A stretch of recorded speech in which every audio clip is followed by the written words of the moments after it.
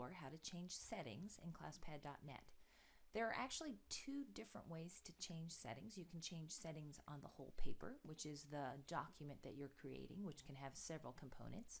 So what I have right now is a new page. So anytime I add something to it, I'm just adding to the page.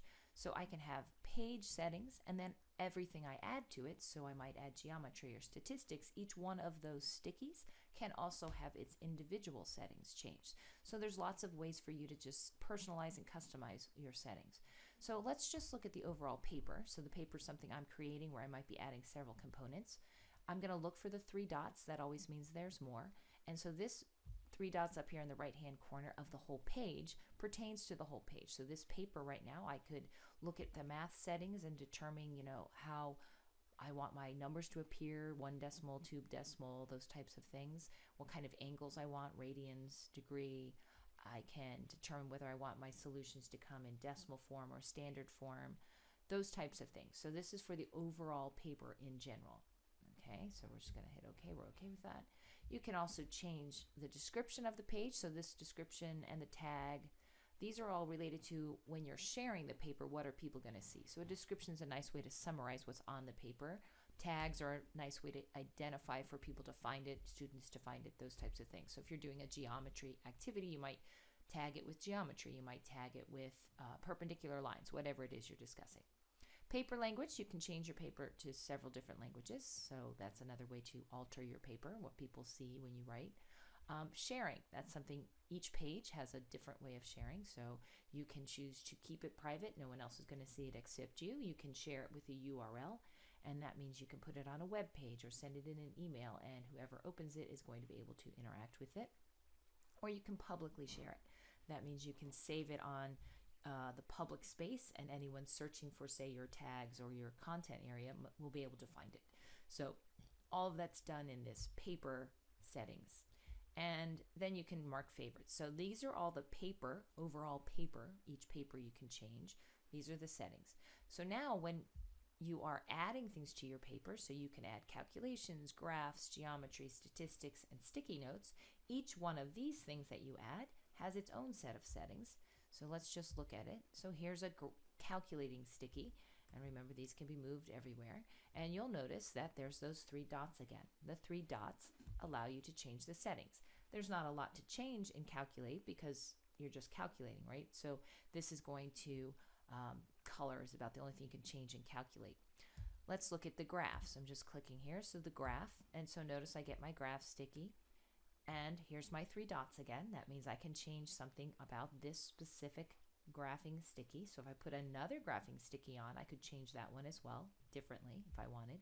So what are the things I can change? I can determine whether I want the axes on or off, the numbers on or off, the grid on or off, right? So you can do a lot of different things with what you're going to have shown on your graph. You can turn the labels on, the labels off. You can actually change these labels to anything, which is a really, I love this feature because it lets me really focus on what my variables are meaning, right?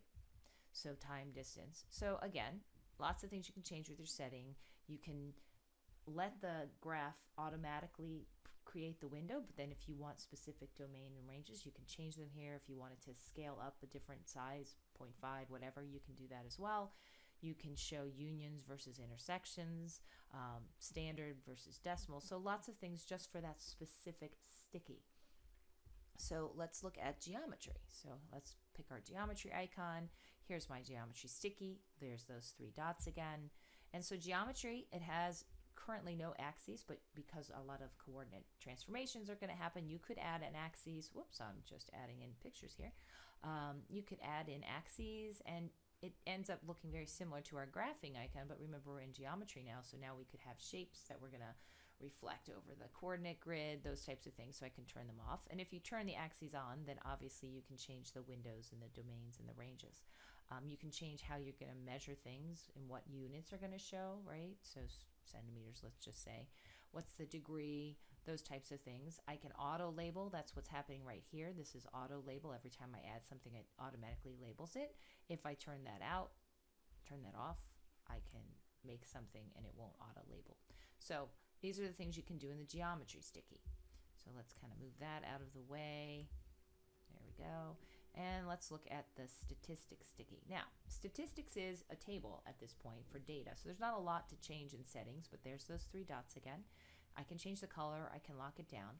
Once you actually have statistics or data in there and you make a statistical plot, it ends up being very similar to a graph plot where you then have options like this to change your scale and window and those types of things. So again, the 3 dots.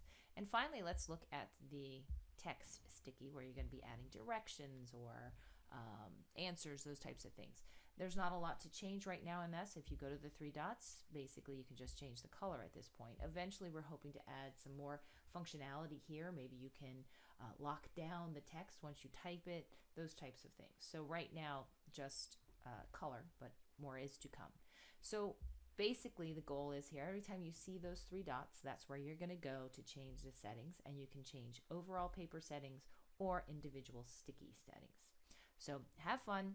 Check us out at Classpad.net and be sure to like and follow us on our social media. Thanks so much.